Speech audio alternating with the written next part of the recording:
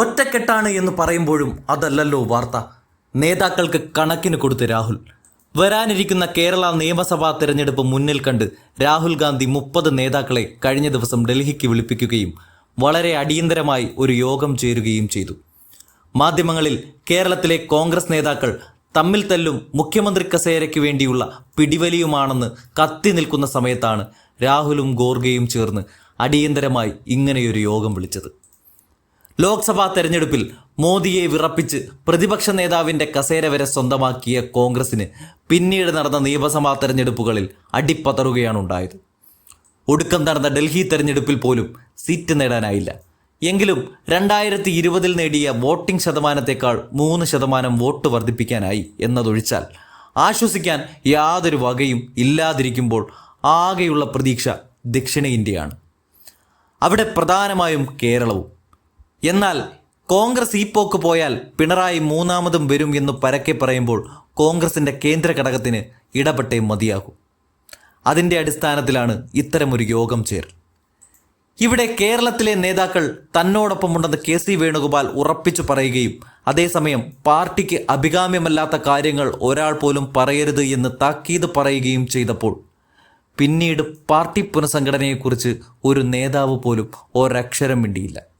അതുമാത്രമല്ല, തനിക്ക് ഒരു മുഖ്യമന്ത്രി സ്ഥാനവും വേണ്ട, ഞാനത് ആഗ്രഹിക്കുന്നില്ല, ഈ പാർട്ടിയുടെ വിജയം മാത്രമാണ് ലക്ഷ്യമെന്ന് തുറന്നു പറയുകയും ചെയ്തതോടെ ചിത്രം കുറെ കൂടി വ്യക്തം. കേന്ദ്ര നേതൃത്വം ചെവിക്ക് പിടിക്കുമെന്ന കാര്യം 30 നേതാക്കൾക്കും ബോധ്യമായി.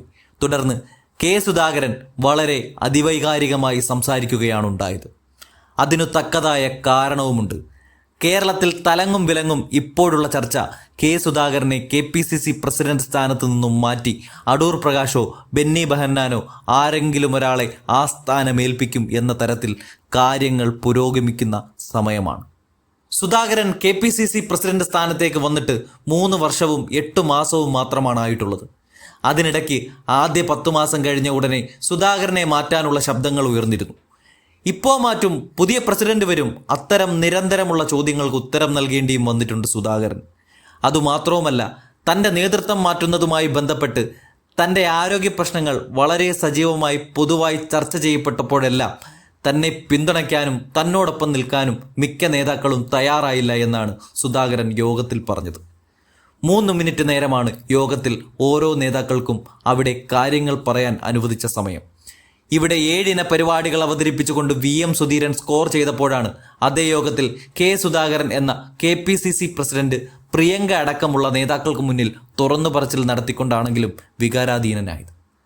എന്നാൽ അതേസമയം എത്ര ഉന്നതനായ നേതാവായാലും പാർട്ടിക്ക് മുകളിൽ വളരേണ്ട എന്ന താക്കീതാണ് തരൂരിന് മുന്നിൽ വച്ചത്. പ്രതിപക്ഷ ഉപനേതാവിൻ്റെ പദവിയിലേക്ക് അടുത്തത് തരൂർ എന്ന് മാധ്യമങ്ങൾ കൊട്ടിഘോഷിക്കുന്നതിനിടയിലാണ് തരൂരിനെ താക്കീത് കൊണ്ട് വെട്ടി ഒതുക്കുന്നത്. ഇവിടെയാണ് ഒറ്റക്കെട്ടാണ് എന്ന് കേരള നേതാക്കൾ പറയുമ്പോൾ അതല്ലല്ലോ വാർത്ത എന്ന് പറഞ്ഞ് രാഹുൽ നേതാക്കളെ മുന്നിൽ നിർത്തിക്കൊണ്ട് കണക്കിന് കൊടുത്തുകൊണ്ട് പറഞ്ഞത്. എന്തായാലും വിഭാഗീയതയ്ക്കപ്പുറത്ത് വരാനിരിക്കുന്ന തെരഞ്ഞെടുപ്പ് മാത്രം മുന്നിൽ കണ്ടാൽ മതി എന്നാണ് തൽക്കാലം AICCയുടെ തീരുമാനം.